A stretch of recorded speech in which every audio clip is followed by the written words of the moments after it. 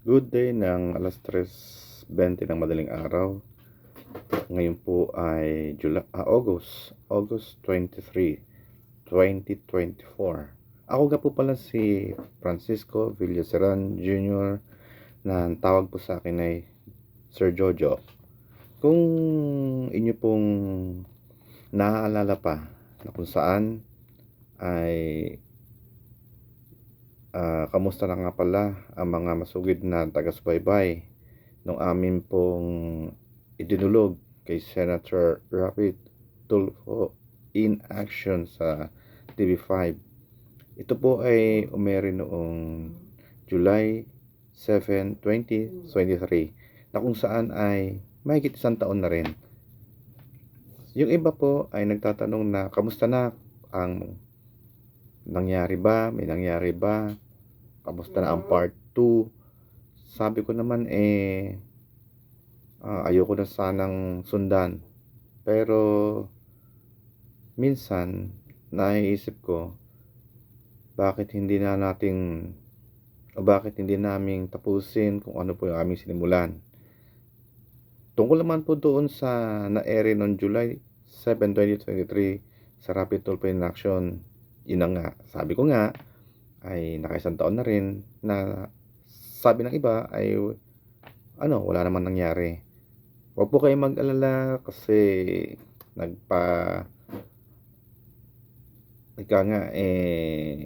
nag-ayos pa tulad ko, nag-ayos pa po ako ng mga requirements para to make the story short.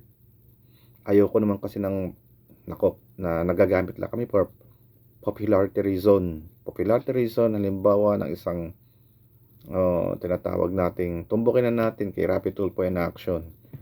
Sabi nga daw po may part 2. Kailan daw ang part 2? Pag tinatawagan po ng mga kasamahan ko, kasi po kami ay lumarga naman din po, may ginawa rin naman po kami para kasuhan ang isang politiko ng Muntinlupa City na isang vice mayor. At ngayon po ay kumbaga ay nakakumpleto naman ako ng requirements. So kumbaga pwede na kasuhan. Ika nga po, wag na natin pang patumpik-tumpikin pa. Kasi marami naman nagtatanong na may nangyari na ba, at marami naman ang natutuwa sa kabilang panig ng mga masasama na kami daw po ay tulad na lang ng latest na narinig namin noon na nabayaran na ng 4.5 million na kung saan kaya kami tumahimik. Mayroon pong istorya niyan na kung saan ang masasabi ko lang po ay yun ay walang katotohanan. Ang inyo pong lingkod ay, kung inyo pong marirecall, ay taga City of Muntinlupa na kung saan sa munisipyo nagtatrabaho, na kung saan tinanggal po ng Vice Mayor ng Muntinlupa nitong December 31, 2023. So that time siyempre tinanggal niya ako, wala na akong trabaho. Pero kung inyo pong babalikan o balik-tanaw na kung saan in-interview siya ni Senator Rapi Tulfo live noong that time ng na-ere ng July 7, 2023, binanggit niya doon tinawagan siya again live na marami siyang pakutsada na sinabi niyang hindi niya ako gagalawin. So the fact na yung salitang hindi niya ako gagalawin, ibig sabihin lang yun, noong time na yon ng July, hindi niya ako tatanggalin. But lo and behold, yun nga, ditong December 31, 2023, ngayon, August na, yun, tinanggal niya ako sa trabaho. Na kung saan, isa pa, na hindi ko po nagustuhan, sa mga nagtatrabaho, na kung saan, ay isa po ito sa nilakad ko na kami po, tulad ko, sabi nga ng personnel noon, kasi kung may, ano ba ibig kong sabihin, may payslip po kami na kung saan ay sinusunod namin yung tinatawag na cut off. O nga po, ang issue dito ay isa pang issue na tinanggal na nga ako ni Vice Mayor Temi Simundak ng December 31, 2023, pero dapat pinatapos niya ako hanggang January 10. Bakit po?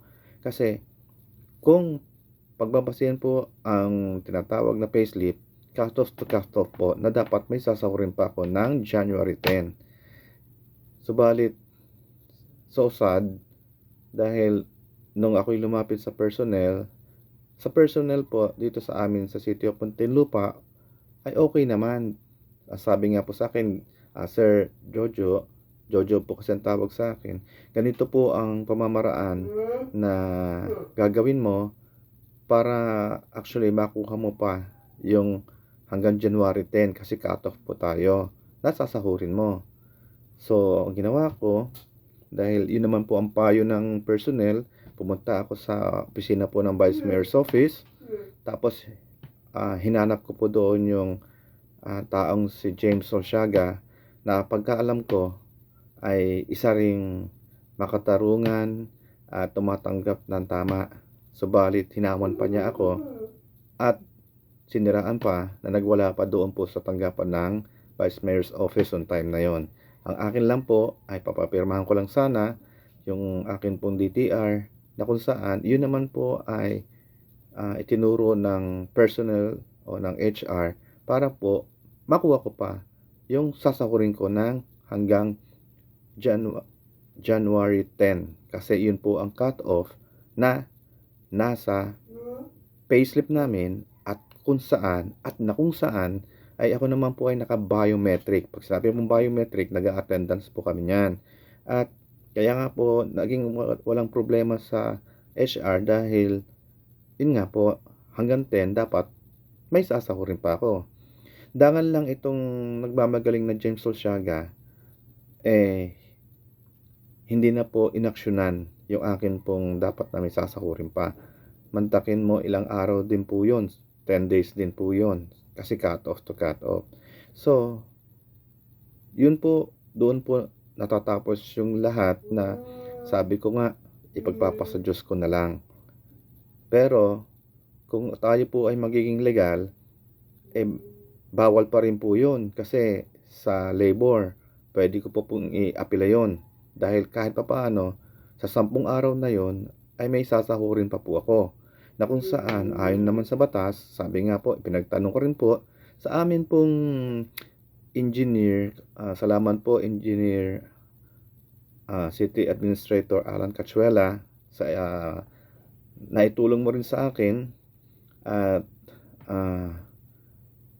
kaya ko po nabanggit ang inyong pangalan ay naliwanagan din ako doon sa pag-uusap nating yaon. At kaya nasabi ko rin po sa inyo, yung tauhan ni Vice Mayor Temi Simundak na si James Solsiaga, mali rin po talaga ang puntos na ginawa niya. Na kailangan ko rin naman siyempre ng pinagpaguran ko. Ito yung sahod na tinatawag na may natitira pang 10 araw. So, yun po, kabit na doon o ang isa sa akin pong hinahabol, ika nga, dahil pinagpaguran ko po yun, na may sasahurin pa sana po ako ng 10 araw. So, to make the story short, yung po mga taong nanood noon kay Senador Rapi Tulfo in Action live ng July 7, 2023, ngayon po ay mahigit 1 taon na rin kasi August na po ngayon. Kung ano na pa nangyari, may nangyari ba? Sabi nila, wala naman nangyari dahil nabayaran po kami. Pero sinasagot ko po ang lahat ng iyon na hindi po kami nabayaran. At kami po ay nasa 13 katao. Bagamat napanood nyo po, kinakamusta ko pala si Ate SP Nopuente, Esperanza Nopuente, na kung saan kasama ko noon sa pakipaglaban. Dalawa po kami noon na tumabo naman po ang ating Senador Rapi Tulfo in action ng mga viewers. Kung naaalala po pa ninyo, ng 56.5 million. Hindi po ako kumita doon. Ang ating pong Senador Rapi Tulfo ang in action ng kumita daw po doon kasi siya po ang nag-aired noon. Kung ako daw po ay nabigyan ng ayuda tungkol doon, wala naman pong binigay sa akin, okay lang po yun. Kundi kahit itanong niyo po sa kasama kong si Ate Esperanza Puente, pamasahe lang po ang ibinigay sa amin. At least binigyan kami ng pamasaheng 800. Kumbaga, tag 400 kami. Kumain naman kami dahil nagutom na rin po kami nung lunch. So, at pinamasahe na namin yung natitira. So, yun po ang nangyari. Now, sa 56.5 million viewers, nag-aabang po sila kung meron daw pong part 2. Sa totoo lang, hindi naman kasi ako mahilig sa mga ganyan-ganyan na sabi nga sa akin, nag-viral daw po yung aking nireklamo na tungkol doon sa isang politiko.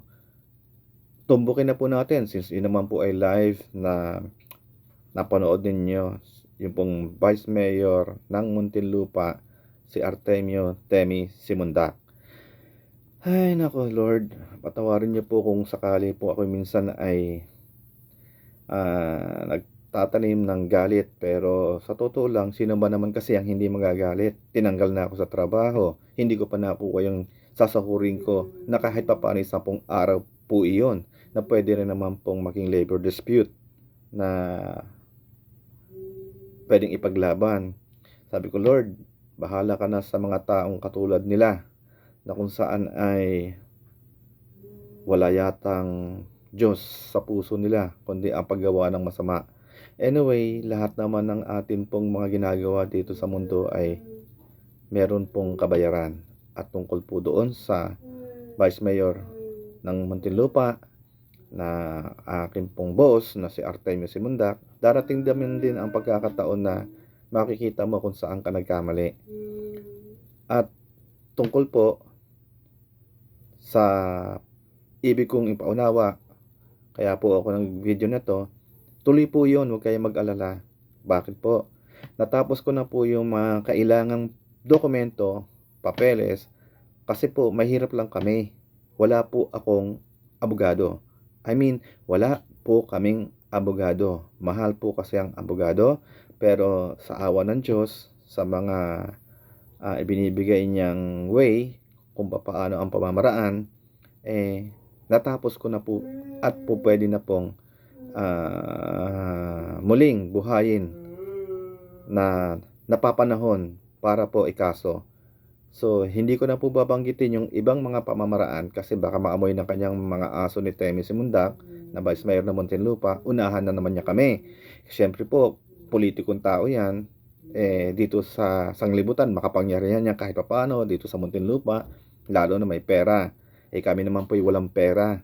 Pero hindi po pera ang sukatan at basihan. Tandaan po natin yan na maging masaya ka at mabuhay dito sa sanlibutan ito. Hindi nyo naman po madadala sa hukayan.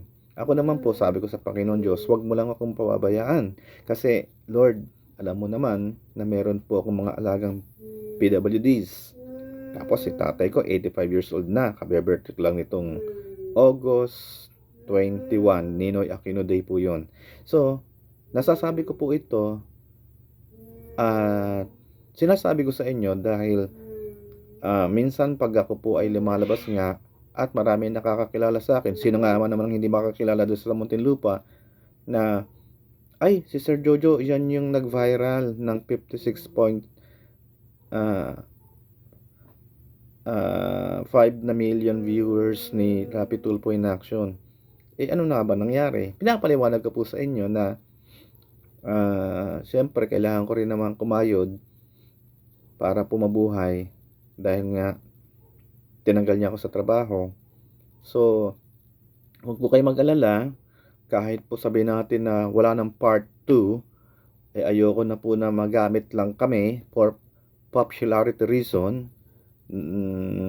Kasi hintay po kami ng hintay para doon sa part 2 na sinasabi ni Senador Rapi Tulfo in Action. Hindi lang po namin alam kung ang problema ba ay sa mga staff niya, itong mga staff niyang ito o mga reporters niya, researcher niya, o sa kanya mismo ang may problema kay Senador Rapi Tulfo. Kasi sabi niya doon noon may part 2. Ngayon kinakatwiran nila kasi nabayaran daw ako. Alam naman kasi ng reporter niyang yung kung ano talaga ang totoo patungkol doon sa sinasabi niya na bakit daw nagpabayad ako. Alam mo yon, madam. hindi ko nababanggitin pa ang pangalan mo, na kung saan ikaw, alam mo, hanggang doon sa SP Secretariat, Sangguniang Panglusod Secretariat Office, kung ano po ang tinadakbo at tema nung nangyari noon. At mayroon po namang mga ebidensya yon. At tanda mo pa, Madam Reporter, kasi alam ko namang sikat yung pangalan mo, baka sumikat ka pa, kaya hindi ko nababanggitin kung sino ka, pero alam mo na ikaw yon noong time na pumunta ka sa munisipyo.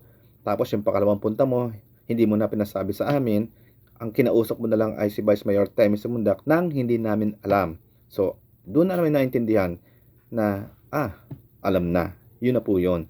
At tungkol naman po doon, at alam mo rin, dear reporter Madam, kinausap pa natin ang isang kagawad noon.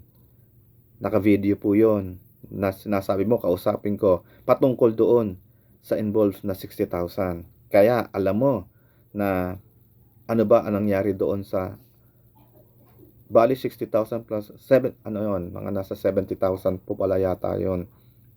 Ngayon, ibig sabihin yung perang nyo, alam mo kung ano ang patungkol doon. Tapos alam mo rin na kami ay hindi po nabayaran. Alam mo rin na nagsumiti kami ang aming mga computations kasi sinugod namin. Ang akala ni Vice Mayor Temi Simundak, dalawa lang po kami na complainants. Yun nga po, yung napanood nun yung si Ate Esperanza Nopuente at ako. Pero, namutla po yung Vice Mayor ng Muntinlupa noon nung nakita niyang lahat ng mga nagrereklamo ay nando doon. Siyempre, yung iba, plastikan lang, at ang sa akin po, kung ano yung tama, yun po ang imumove.